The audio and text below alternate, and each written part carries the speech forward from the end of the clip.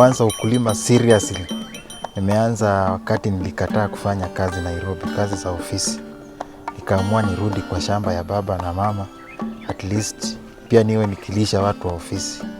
Nikikombea na ile kilimo na ile mahindi nimekuwa nikilima, kuna advantage ya tego na kuna disadvantage kwa mahindi yenye nimekuwa nikilima hapo awali.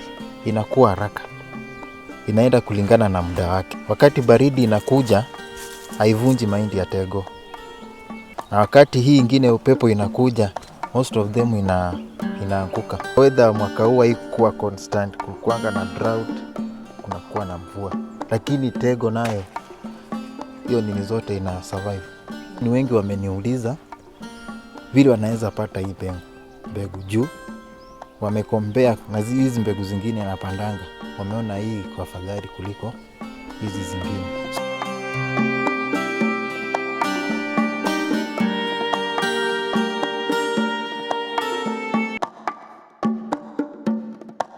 Tego nimefurahishwa sana jinsi inakuwa kwa haraka, tena iko na mahindi makubwa makubwa, tena naona kama maybe ni mahindi ambayo yanaweza saidia watu kuwaponywa na njaa. Hata mbegu yenyewe naona ni mzuri, tena nimeona ni ya muda kidogo, nachukua kitu kama miezi 3. Tarajia kupanda msimu huu, tena hiyo next year msimu wa mwaka, tena hiyo ndio nitarudia kupanda. Ndio na hiyo jinsi mahindi yenyewe inapokuwa, na pia iko resistant kwa magonjwa, na vile wao mmepanda 100 kwa 100, nikipanda eka mzima nitapata mahindi mengi sababu tayari nishanunua.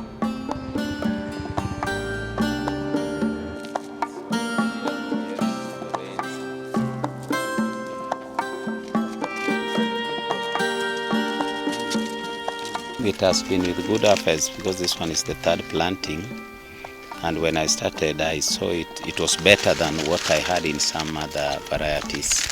That's what brought me to plant Tego, and I usually do look at the seeds well in time so that I catch up with the time, as our area here is so dry and usually we don't get a good harvest. We don't now rely on rain to be short rains and long rains, so that's why we now embrace the Tego to be the best, because whenever you'll think that you are planting in long rains, then it turns to be a short rain instead, because weather is reliable.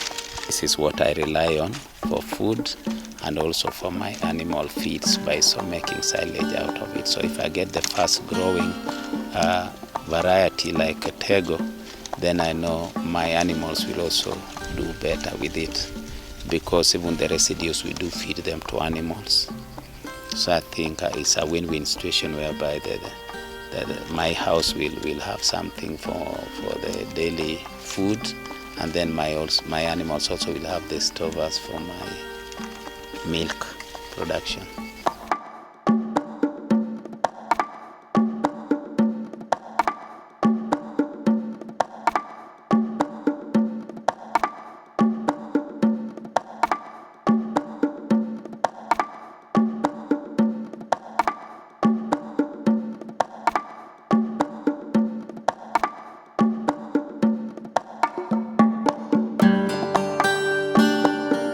The aim of this project was to develop drought-tolerant and insect-pest protected maize mouthful, you may say, a hybrid, white hybrid that will give royalty-free to small-scale farmers to improve their productivity, to ensure food security for them, and also create more income for them during period of drought. When there is drought, farmer loses crop, the yield, and we are hoping that instead of losing 100% of what material they are growing that are not drought tolerant, we give them material that are drought tolerant, that at least they can have some yield.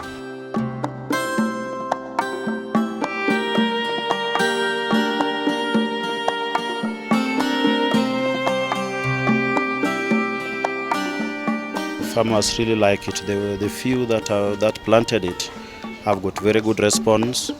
They say the germination percentage is about 100%.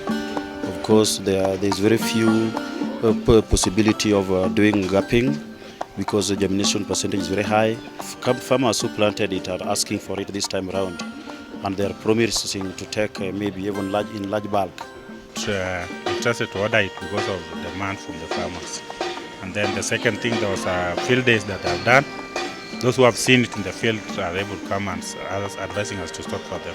The ministry, we are in charge of the areas as concerns extension, and we do promotion through field day demonstrations, field days, barazas, and maybe when there is any other meeting, we promote it in those areas.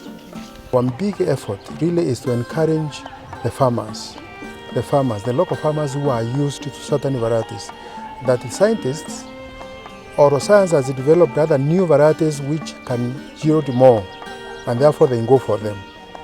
Because one of the problems we are facing is people get traditionally used to a certain variety. I personally believe that seed is a split business. If you have a good product, it should go to the farmers quickly, and it should be spread also very quickly. And the way AATF handled the whole, they not only gave us the very quickly the parent seed, but also they supplied the final product.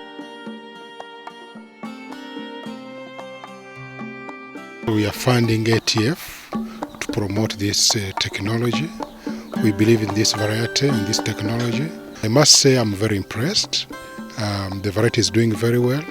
Farmers are impressed. The yields are good. And farmers have expressed interest to invest in the variety, which is very good, and this will go a long way to help them get enough food. And those who even will plant a big acreage, they'll be able to get surplus for sale to meet their domestic needs. It is through these partnerships that we can reach more farmers. Like these promotions we are going through, if Agra hadn't come in, wouldn't be here standing, because we had a limited scope of area to cover, and that's adding more value to what we would have done, and covering more farmers, especially like here in Western Kenya where we are. So there is a lot of compliment that we are getting from this support.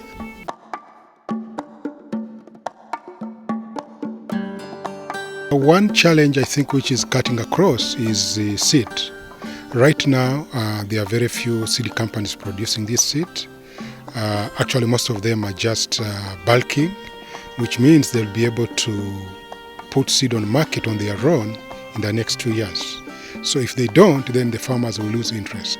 We have a seed production roadmap that has been developed, and we are looking forward to availing sufficient seed within the next coming years.